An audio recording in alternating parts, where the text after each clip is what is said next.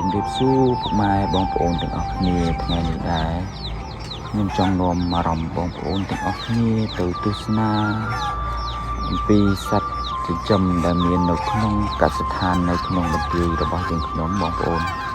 នេះដែរគឺជាសត្វកង្ងានបងប្អូនច្រើនមែនតើគឺយើងចិញ្ចឹមបែបធម្មជាតិបងប្អូនគឺយើងមិនអោយស៊ីចំណីទេបងប្អូនគឺយើងអោយស៊ីតែស្រូវលាយជាមួយនឹងដើមចេកបងប្អូនគឺដើមចេកយើងហាន់មកលាយជាមួយនឹងស្រូវហើយយើងដាក់ឲ្យកង្ងានរបស់យើងស៊ីបងប្អូននេះគឺទិដ្ឋភាពពេលព្រឹកឡើងបន្ទាប់ពីយើងដាក់ចំណីរួចគឺយើងប្រឡែងឲ្យវាដើរស៊ីសត្វល្អិតអីក្នុងបរិវេណកសិដ្ឋានរបស់យើងបងប្អូនហើយច្រើនមែនទែនបងប្អូនគឺយើងចិញ្ចឹមធម្មជាតិហើយនៅមានសត្វជាច្រើនទៀតបងប្អូនតែវីដេអូនេះខ្ញុំថតបង្ហាញបងប្អូនតែសត្វកង្ងានទេបងប្អូន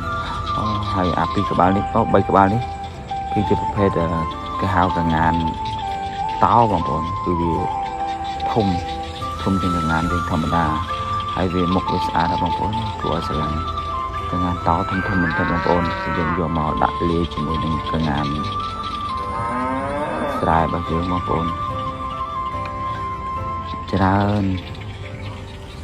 មែនទេបងប្អូនពេលព្រឹកគឺយើងប្រឡែងឲ្យវាដើរស៊ីនៅក្នុងបរិវេណកសិដ្ឋានបងពេលខ្លះគឺយើងប្រឡែងឲ្យចេញទៅស៊ីនៅខាងក្រៅដល់ពេលល្ងាចបានយើងដេញវាចូលត្រង់វិញបងប្អូនតែស្រុកបងប្អូនទេសភាពស្រុកស្រែមានតែប៉ុណ្ណឹងនៅក្នុងប្រទាយមានតែដំណាំនិងចិញ្ចឹមសត្វវាជាការងារបន្ទាប់សន្សំក្រោយពីយើងវឹកហាត់រៀនសូត្រអញ្ចឹងបងប្អូនវីដេអូនឹងមានតែប៉ុណ្ណឹងអរគុណបងប្អូនជួបគ្នាវីដេអូក្រោយៗទៀតអរគុណ